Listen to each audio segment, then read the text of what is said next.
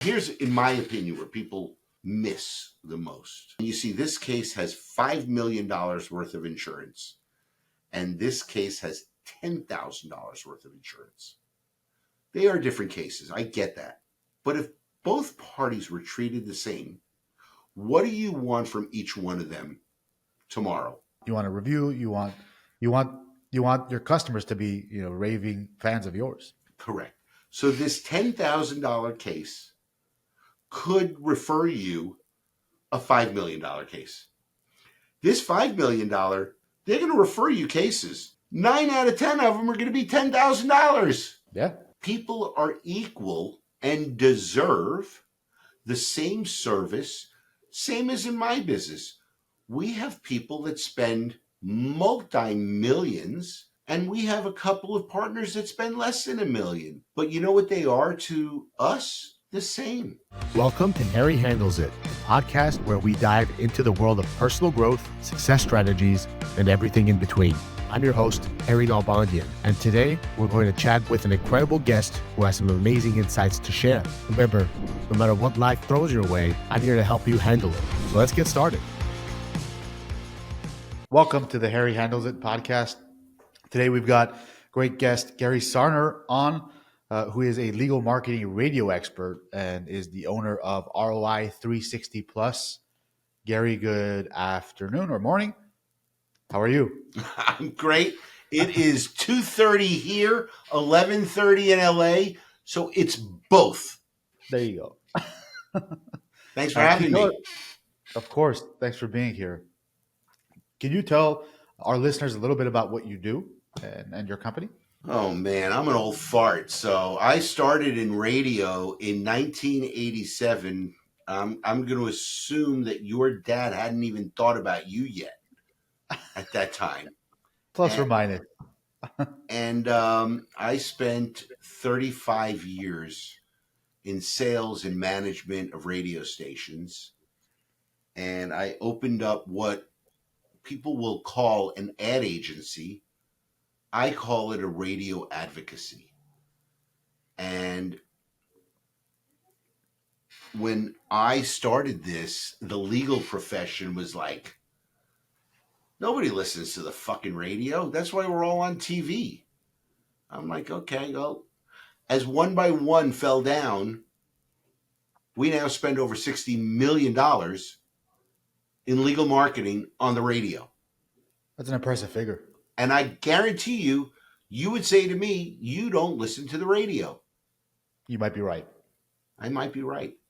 I also would bet that you would say, if you were asked, do you eat at McDonald's? You would probably say no. That's not true. I was there Saturday. Bingo. And you do listen to the radio too. You just don't realize it. That's a good point.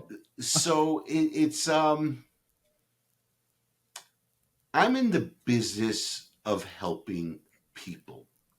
I happen to work with attorneys, but my real goal is to help end users who need attorneys and are scared shitless to call you. And it's amazing with the depth of contacts that I have across the country to hear so many law firm owners that really don't understand that their customer really is scared out of their mind to call you. Do you know why? No, can you tell us more about that? That's actually the first time I've heard that. Attorneys are expensive.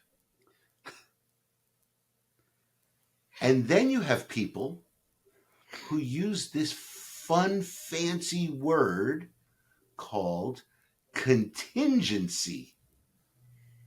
Now, just for fun, let's say you've only had 100 clients in your career. Just keep it simple. And you were to ask all 100, Harry, do you know what contingency means? What percentage do you think understand that of clients? Approximately 0%. Bingo. Which is why They think you're expensive. They don't understand the word that's marketed more than anything else. What is it that a personal injury attorney's client wants more than anything else? Justice. Justice, and number two or number one. Either the life's back or a big settlement at the end of the day.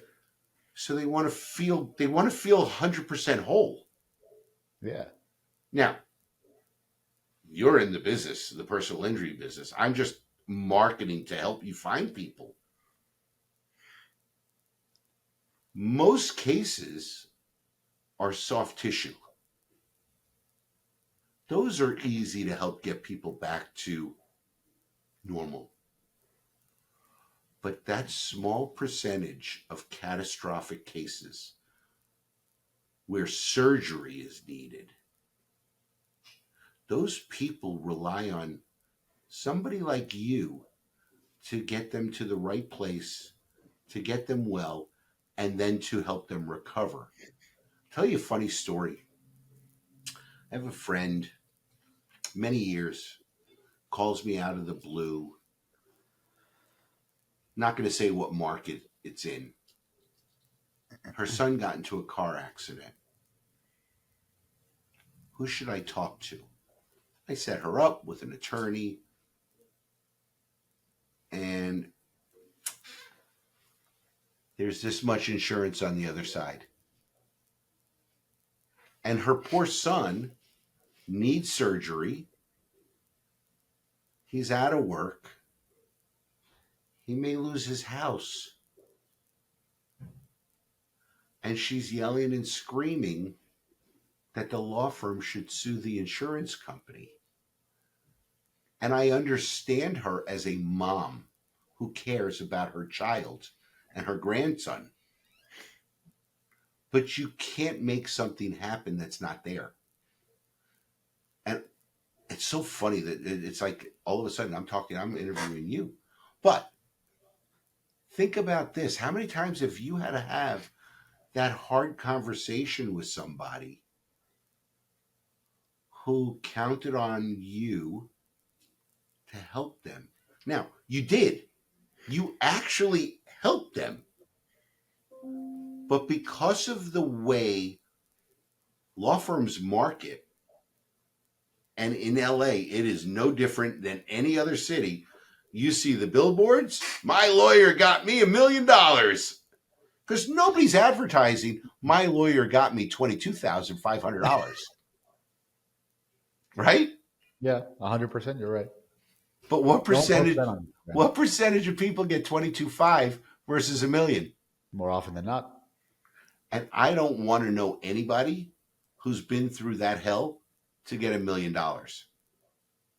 That go work for it. Go earn it. And then they get mad at guys like you who earn a very handsome living. But without you, they couldn't get anything except taken to the cleaners. And they even when lawyers are hired, they still try to take them to the cleaners. Oh, yeah, well, but that's where you put up your dukes. That's right. Come through me first. It should be the first phone call. And again, I think if there was more legal marketing about the benefits of what you do versus the recoveries that you get, you know what term would be gone? Ambulance chaser. That's an incredible point, actually. That's a very, very good point. And I try cases in front of juries, and I have to bring this topic up every time. And a lot of times people say, I'm sick of seeing these billboards, millions of dollars, it's all about money. When it's really not. It's about giving that human being who was involved in a life-changing event the opportunity to try to get back to who they were before. The only thing we can do is compensate for that with money. It's wild. But when you look at it as a whole, and I know you don't listen to the radio because we've established that, but you do watch television or videos or streaming. Correct. And you see those commercials, and more often than not, it's about money, which, and again, I'm only one person, and I work for law firms to help them reach the public. Well, they see that shiny advertising with the dollars, they say, I want that. Okay? There is a clientele that wants that. But there's a larger portion of people that actually want help, not just a check.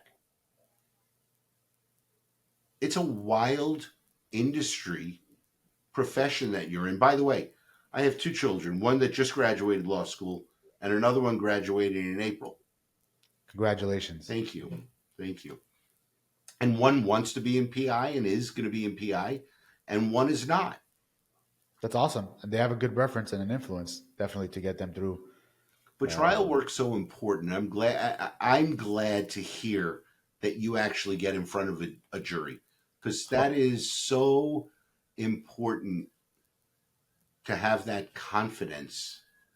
I think that's number one. I mean, especially for the consumer. If you're hiring a lawyer who is not an operator, who is not a technician, who can't go to court on your behalf, it's kind of like hiring a pilot who hasn't really flown that much and flies in their imagination. I mean, that's not going to serve in your best interest. And one thing that you said was interesting that I want to hear more about is how in your opinion does radio advertising bridge that gap between the consumer who's afraid to call the lawyer and actually getting him in touch with the lawyer?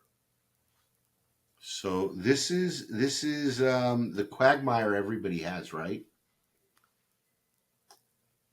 2% of the population will need a personal injury attorney this year. That's a good number of people. It's a huge number of people, but 98% won't. So, legal marketing should establish one thing and one thing only first. What is the brand? What do you do? And how can you be reached? Now, in your radio or TV commercials, any lawyers, you could talk about a car accident, a truck accident, a slip and fall, nursing home abuse, medical malpractice. There's just a gamut of things. If nobody needs you, why does all that matter? Now, do you see my pen? I do. This is a Pilot G2 10 crappy pen. But we could sell this pen to anybody with the right story, make it sexy enough, and have the price right.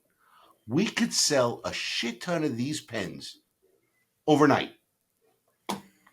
I could speak about how amazing you are, Harry, the best lawyer in America at 35 years old, tried more cases than any other 35-year-old out there, and won and got verdicts for 10, 20, 30 million dollars. I mean, I'm making you exciting. I like the energy. But if somebody doesn't need you, why would they ever call you? The pen? I could sell millions of pens tonight. I can't sell you and all of your accolades to anybody. But what I can do is make sure that they know who you are, they know what you do, and they know how to reach you. Now, here's a great one, because most of the lawyers that I have done podcasts with are a little bit older than you. Did you grow up in LA? I did, yeah. Okay.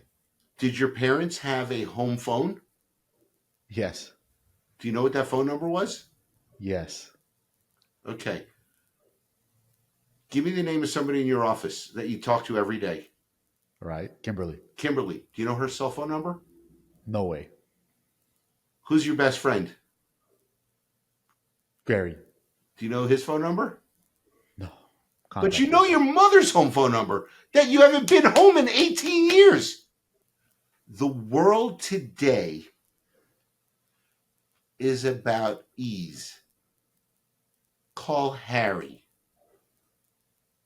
Call Harry in LA. However, it's set up in the phone. So as I have conversations like this, forget a podcast, but just talking about marketing, I want to use my vanity number, my repeater number. I want to have this special website so I could track my marketing. Well, guess what? I can tell you right now, whether you advertise or don't, 95% of the people that find you are going to find you on Google. But for those that use radio, TV, billboards, top of the funnel marketing, their brand sticks out. So when they go online and they do the search, oh, I see that person all the time. I like his voice. Oh, he looks smart. Oh, I want a young, tough guy. Others are going to say, I don't want a young attorney. I want that old fart that's done it for 35 years because he's going to do it better. But the reality is, nobody knows who's really going to go fight for them. And just like that story about the other woman who wants them to sue the insurance agent, the insurance company, you can't sue an insurance company for something that's not there. But the end user looks at the law firms as being able to get any amount of money because my lawyer got me $1 million is the ad they see. Well, every lawyer should be able to get $1 million. But there's that fine print right on the bottom of the ad that says, not all results are the same. I do feel like that is a little misleading to the consumer, right? It can be. But then again, there are law firms that do market without speaking about verdicts and settlements and speak about who they are, what it means to them, what justice means to them. You know Bob Simon? I do. Justice HQ. I mean, what a great name, right? Justice Headquarters. It's brilliant. Now, look at your last name. I'm not even going to attempt to butcher it right now, but say it. It's tough. Nalbandyan. Na Nalbandyan. Nalbandyan. Well done. You think anybody's going to remember that? 0% chance. 0% chance. Are you married? I am. How long did it take your wife to figure out how to say it? Pretty quick. She loved you. But we had a cheat code, so it's okay. She loved you.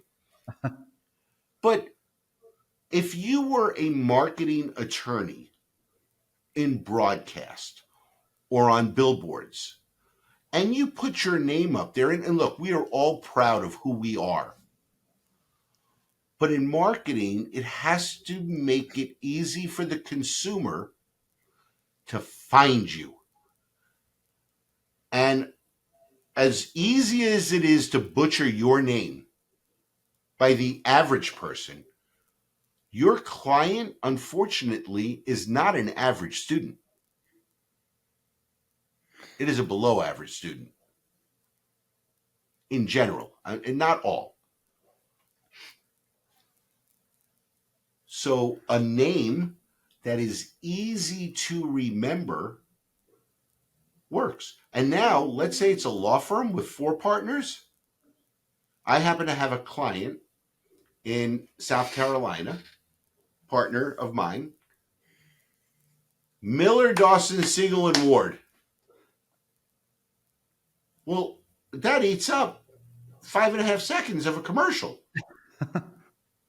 So they go by the trade name, the Thumbs Up Guys. That's great. It's fun.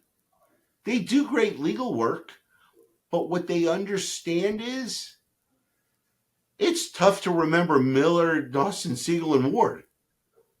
But it's not hard to remember the Thumbs Up Guys. I literally had this same conversation with our team earlier this quarter, and I said, "Look, if we're going to venture into the traditional media space, we need something different than Levin and Nalbandyan. It's great, that's our firm, but people need a way to remember us. That's a little less than those two mouthfuls." Right. Well, I brought up earlier Brett Sachs. Now, that's not the hardest name in the world, but you could spell Sachs 6 different ways. True. MVP accident attorneys is really freaking easy. And most valuable player is you. Not us. You. And when a law firm makes it about the client first, goes back to the old adage, do good, good keeps coming back. If law firms looked at every case the same, now there's more work that needs to go into some than the others, but if they were all the same, how do we get the best recovery possible for the client? The law firm's going to make money always. Always. People are put into buckets inside a law firm. I'm sure you talk about culture inside your firm. Big time. Culture matters. So the client, here's in my opinion where people miss the most.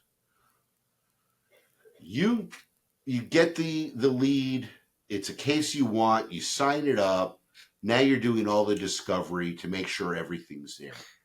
And you see this case has $5 million worth of insurance, and this case has $10,000 worth of insurance. They are different cases. I get that.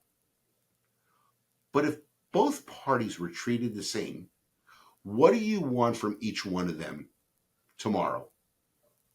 For their cases to end, right? After their cases ends, what do you want from each one of these cases? Oh, of course. You want a review. You want your customers to be raving fans of yours. Correct.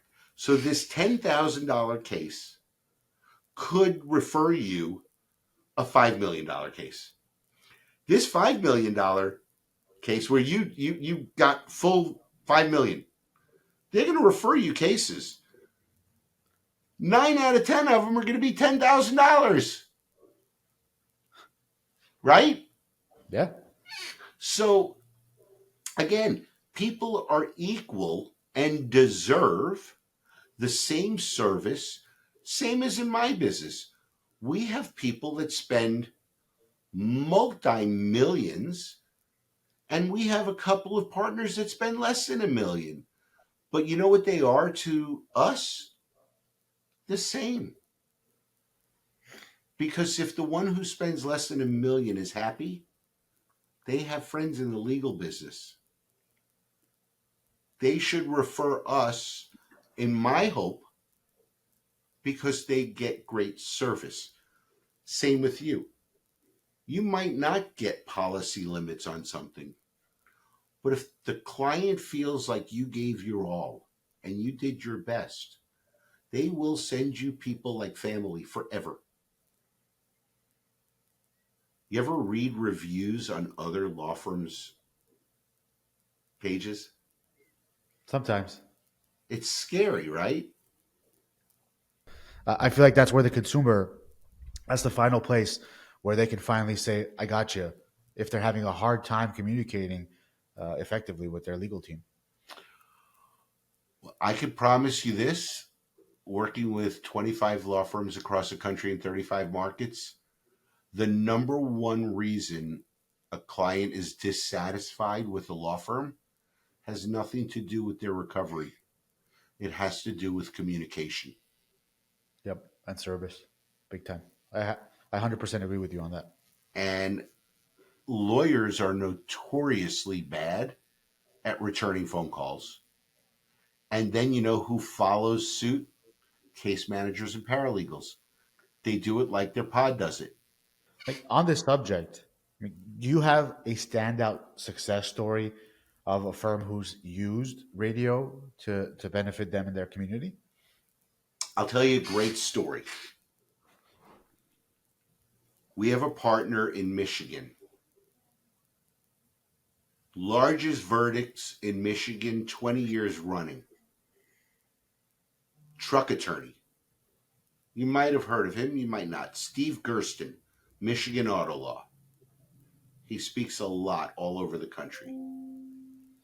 I happened to be at the TBI conference in San Diego 2 years ago. There were probably 1,800 people at that conference, all to learn about traumatic brain injuries. And then they had this one room for marketing. And it was my turn to be on stage, and there were 12 people in the room. That's Three hard. of them were other vendors who are friends. So we go through everything that we were talking about, marketing, top of the funnel, bottom of the funnel, all that stuff. And this person who I didn't know, Steve, comes up to me and he's like, I really liked what you had to say, but I'm a trial attorney. I'm different than those advertising marketing firms. I said, you are. You do different work. You as a trial attorney, get in front of a jury with no fear. He says, but why do these other firms that don't do that get these great cases? I said, very easy. They invite people to do business with them, and you don't. But if you did, and you stayed true to your brand, right? We talked about the money grab, and we talked about the person who wants to get well. Well, as an advertiser, as a law firm, you get to portray the story you want to tell. Now, you might not get thousands of leads by not talking about money, but you will get leads and you will get cases. And hopefully, if you educate people correctly, you're going to then keep the ones you want. Because that's the beauty of your business, right? You sign a client up today, you do enough digging, you could do one of three things. You could keep the case and handle it. Right. You could turn it down and say, unfortunately, Gary, you don't have a case here. We did, we found out all this stuff. There's no case.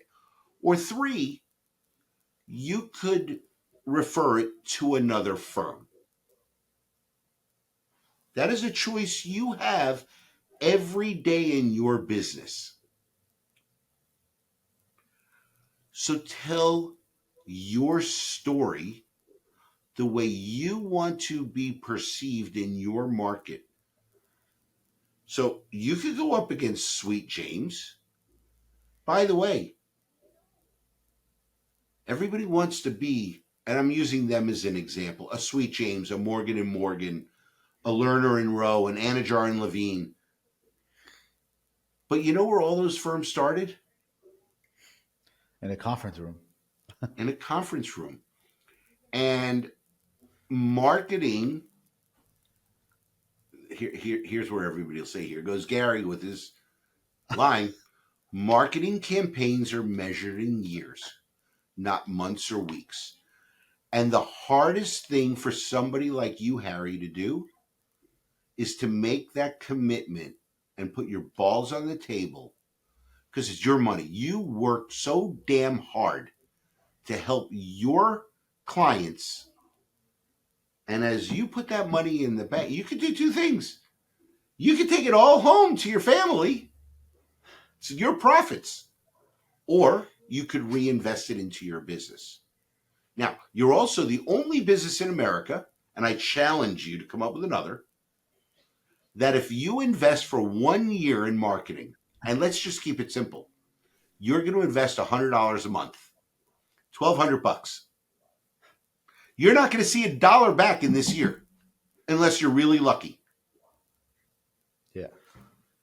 So, to make the investment as you start building your caseload, your book of cases, all of a sudden you see, okay, I spent $1,200. My average recovery, I got 100 cases.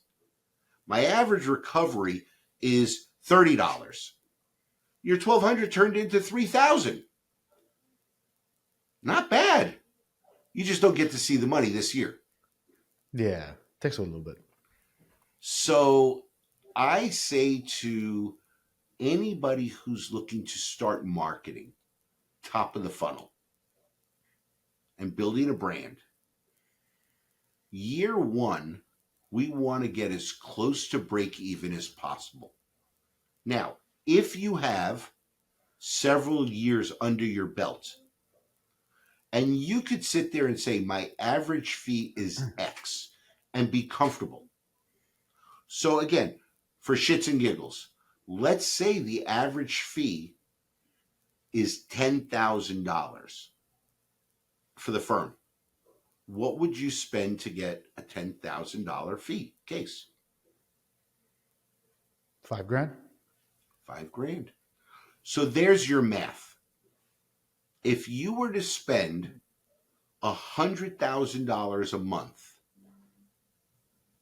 okay, 100,000 divided by 10,000, the first year you want to average 10 clients a month. Year two, because now guess what you have? You have a year of building a brand. Year two, if we grow to 14 on average a month, guess what? You're helping more people. And oh, by the way, your cash register is ringing more often. And you have people in your firm that are cash registers. And then you have people in your firm that don't generate money at all. How do you make the best use of your staff so you could help more people and recover more money for people? I dumb it down and make it sound easy. I know it's not easy. Trust me, I know it's not easy. But I watch every firm that I work with, how they go about it and the way they look at it. And the ones that don't look at it on a day-to-day basis and look at it quarter by quarter live much better lives. Because the shitty day, and I get those calls all the time. Dude, we got 6 cases today. We got 32 yesterday. I said, great. So you got 19 a day. Nice.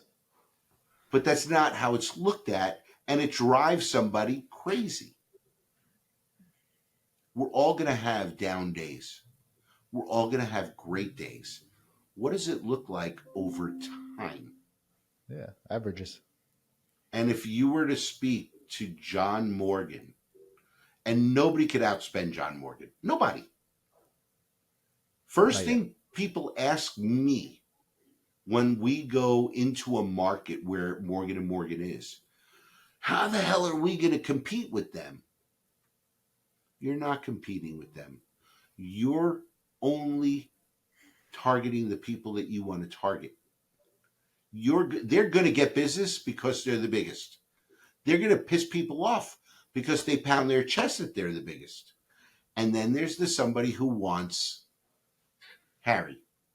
And however you mold Harry as you grow your law firm, you will get exactly who you are intentional in finding over time. That's a good point. And with that, what innovative strategies have you used at ROI 360 Plus to help law firms achieve their targeted clients in markets that may be saturated with people who are outspenders? So we deep dive the market first. Who's on TV? Who's on radio? Where are the billboards? 98% of the markets out there, TV is saturated first. Then we look at the radio. Black and Hispanic radio is saturated first. Now, most firms do not look at black, white, Hispanic. But if you were to ask most firms who they want to target, you know what they're going to say? That Black and Hispanic. Well, I can tell you there's a few markets that we're in where we target only Anglo because we're fishing where nobody else is fishing. Now, I don't think that we get the volume of cases, but you could sign up. If you sign up 50 cases and you got to get rid of 30 of them, that's a waste of time. but if you could sign up 15 cases, and oh, by the way, maybe you have consumers that have uninsured, underinsured motorist coverage, which we know 25% of the population is driving without insurance. You can't pick who hits you unless you stage the accident, which is happening all over the country. There's that much fraud all over the place. It's awful. It's awful. But if you go with a more high-end targeting, they're going to have that type of coverage. They're going to have umbrella coverages as well, which the average person does not. Now, if I were to say, is it safe to assume that you earn in excess of $100,000 a year? Pretty safe. Pretty safe. The people you associate with in your social life are like you. The people that you associate with inside your law firm, not your employees, your clients, they are not like you. If you were to ask most of your friends, do they have uninsured motorist coverage? If they said no to you, you bitch slap them. I do have a habit of doing that, yes. But that's so important. And when you look at how large legal marketing is in America, guess who outspends all lawyers put together? Insurance companies. Insurance companies. So, Liberty Mutual, we sell you what you want. Think about that. What does everybody want? They want the lowest price policy they could get. How hard is it for an insurance agent to say, Harry, you know what? You're going to get your this coverage, but I implore you to please invest another $4 a month and get a $25,000 uninsured motorist policy. You think they'll ever say it? No, most of the time it's the opposite. It's I can save you $1 a month if you cut your coverages and put yourself at risk. It's awful. It's just wrong. Big time. And that's why clients get upset, because I signed up with you. I unfortunately got hit by somebody who's got no coverage. All of a sudden, it's your fault that I'm not getting the recovery, right? Yeah, we've heard that before. They don't want to understand that, because the marketing, my lawyer got me $1 million. My lawyer got me $1 million. It's fucking bullshit. Think about the number of cases, percentage-wise, that are $1 million. It's that big. But that's what people remember. Or they could remember We're going to help you take back control of your life, get well, and recover the maximum that's available to you. It's going to resonate with some. It's not going to resonate with the person who wants $1 million for nothing. Yeah. So what made you become a lawyer? Honestly, it was the desire to help people. There was an event that happened early on where one of our family members was seriously injured. And I don't feel like they got the closure that they really deserved. And I really felt like the lawyer you hire is the biggest difference maker in not only the person's ability to recover, but also the family as a unit to get some closure. And if you don't know any better and you hire somebody who can't do the job that they're supposed to do, it could really destroy not only that person's life, but everybody else around them for not being able to get that closure that they should get. So early on, when I decided to go to law school, the number one thing I wanted to do was try cases. I wanted to be the trial lawyer who's able to get the clients whatever they get, however they get it. And I wanted to take these insurance companies and the governments to the mat, because that's where you really make the difference and be able to get the clients what they truly deserve if you can't get it with a settlement. Most cases settle. But like the old adage goes, speak softly but carry a big stick.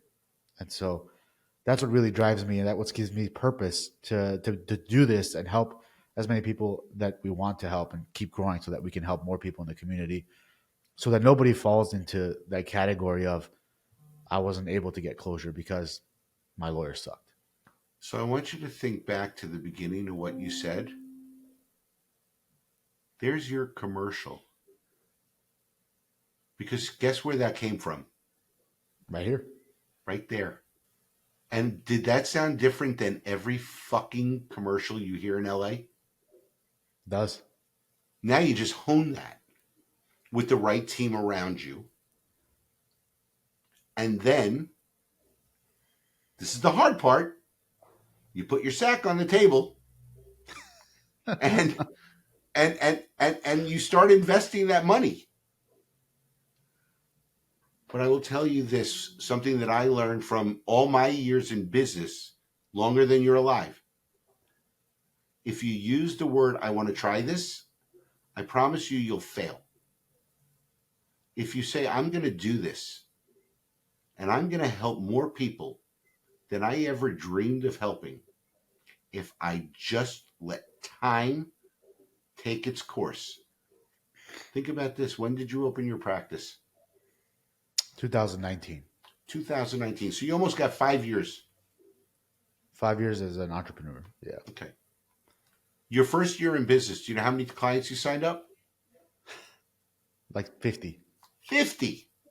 50. That's 4.2 a month. It was a good year. Hang on. 2024. How many clients will you sign up? All in with all practice groups, thousands. Thousands. Did you forecast that in 2019? Not as vividly and as concrete as the vision is today, but there was always a desire.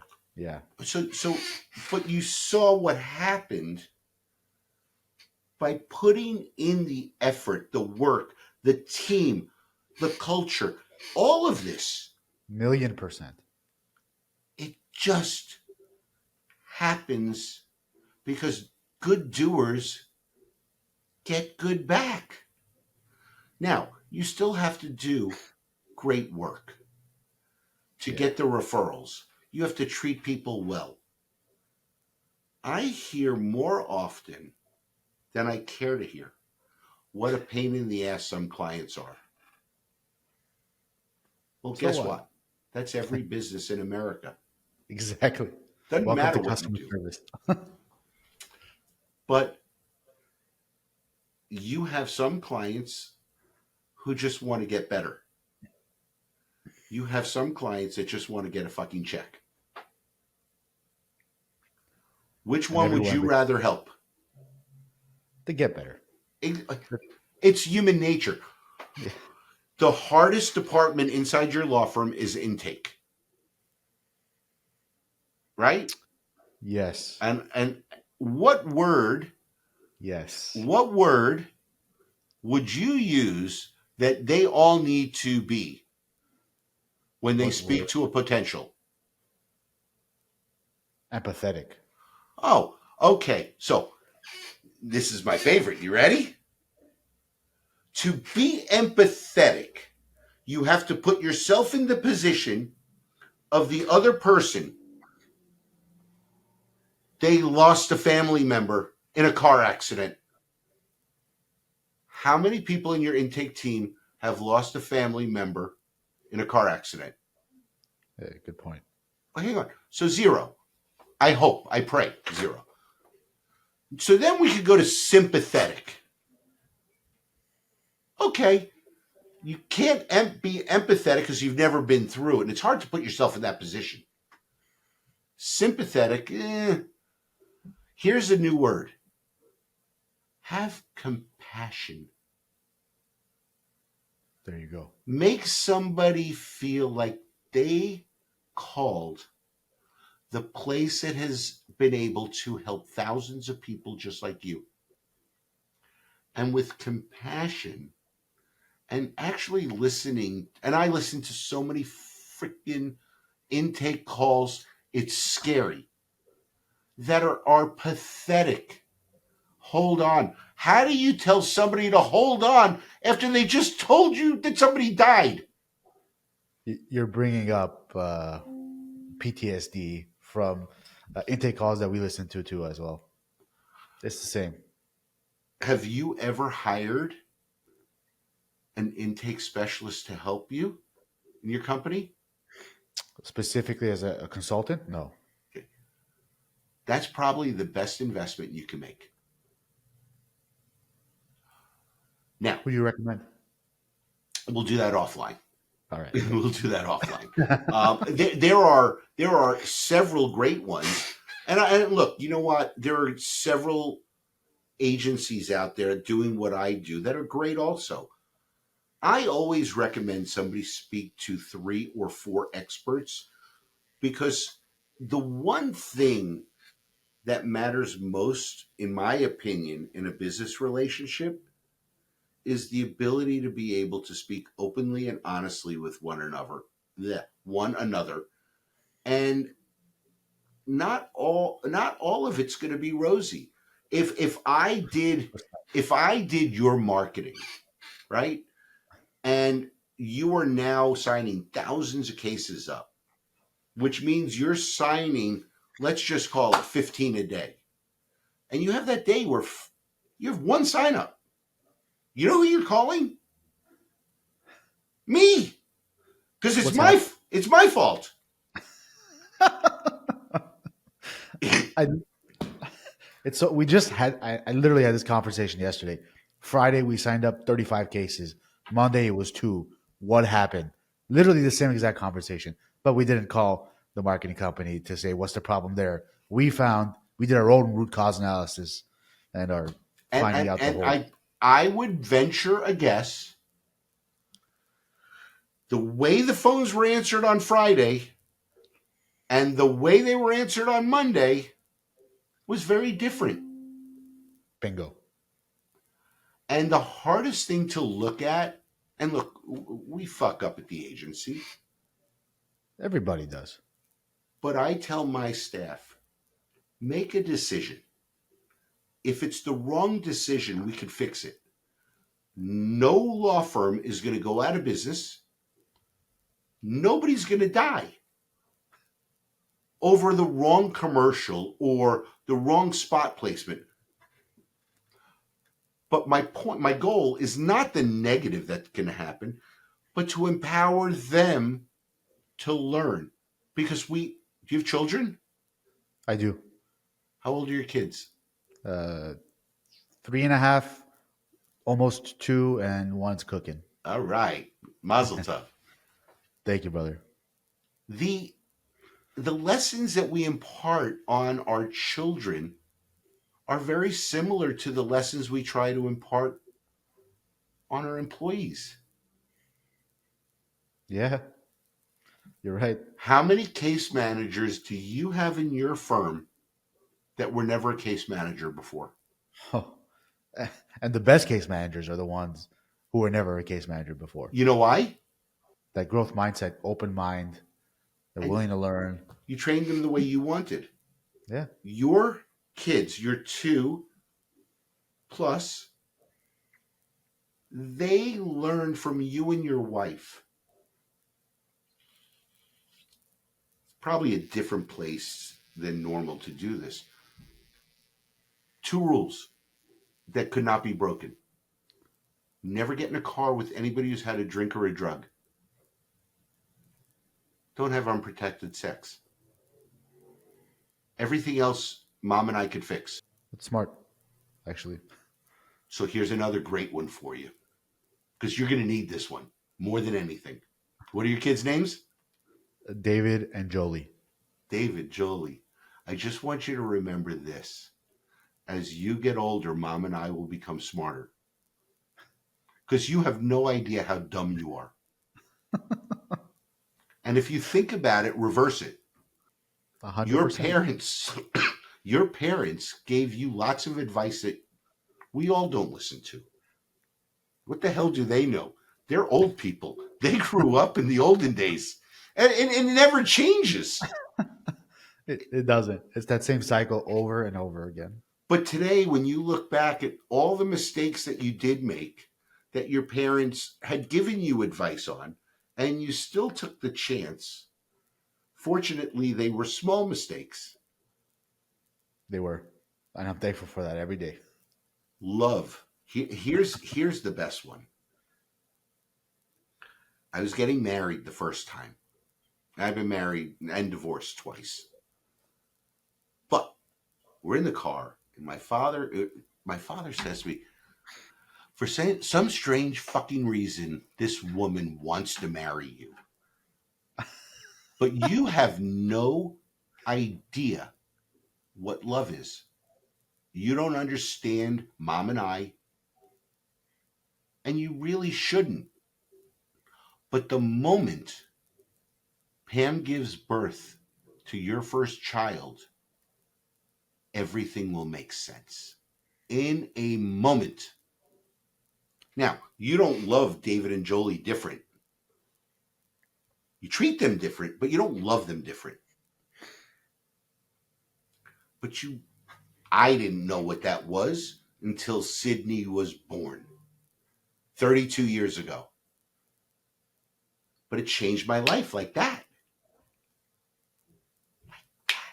By the way, how a law firm deals with their clientele with care and compassion can change the perception of lawyers every single day. Because there's no other profession other than car sales.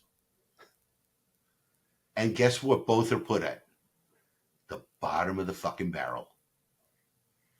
But people don't realize what a difference you really make in this world. And that's what you should be proud of. I love that. That resonates so much within me because, and just to tie it back again to trying cases with juries, every time I picked a jury, nobody wants to be there. Why am I here? Waste of time. I have work. I have this. And every time we're done with a jury trial, all the jurors come, they talk to us, they say, wow, what an incredible process. I'm so grateful that I had the opportunity to be involved in it, to be able to make a difference in somebody's life. And every time I do that, it gives me goosebumps, and I have goosebumps right now. Have you ever been defensed? Absolutely. Did you have the jury come up to you and tell you the same thing? Sort of, but in different ways. But isn't it interesting that the process, whether you win or lose, and you can't win them all, the process is still the same. Your arguments, your opening and your closing, the words are different, but the process is still the same. How do you get great at processes. And again, you may or may not know who I'm going to bring up. You should, from being from California and in LA. The name John Wooden. Not immediately ringing a bell. He was a legendary coach of the UCLA Bruins basketball team. This makes sense. I have zero sports knowledge, so this makes sense, and I have heard the name. Okay. But John Wooden would take his team every year. Everybody had to take their shoes off. And then everybody had to put them on and tie them. Because we all do it the same. We all walk the same. Then his saying was, perfect practice makes perfect.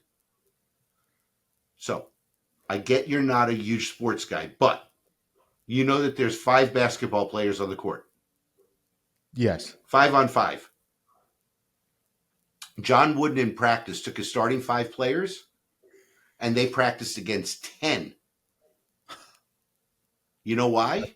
That's pretty cool. It would slow the game down. So when it was 5 on 5, they were lightning fast. Tactics matter in law no different than they do in sports. If you don't practice and get prepared for that trial, you could tell everybody on your team, we're going to lose because guess what? I didn't prepare for this.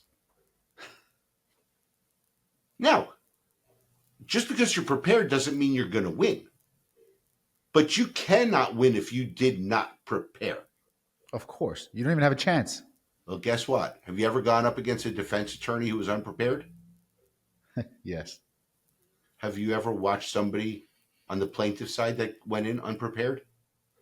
Yes. It's not a pretty scene. But is it... So, again, if that perception is understood by the public, you told your story. I met you 57 minutes ago, and I know more about you and how you do work than you think I do. Because guess what I did? I asked you questions just like you asked me. And now you know. People want to tell you their story. Gary, it's an absolute pleasure speaking with you today. Thanks for dropping all of those golden nuggets for us. Tell our viewers where they can find you. I can be reached on Instagram, Gary Sarner, or ROI360+. My cell phone is 954-560-6371. Harry didn't write that down, but you could listen to it. I got the transcript. I'm not in the business of just selling. I'm here to help people. And whether somebody could hire us or not doesn't matter. If you have a question about marketing, I'll be more than happy to spend a half hour with anybody. You're the man, Gary. Thank you for that.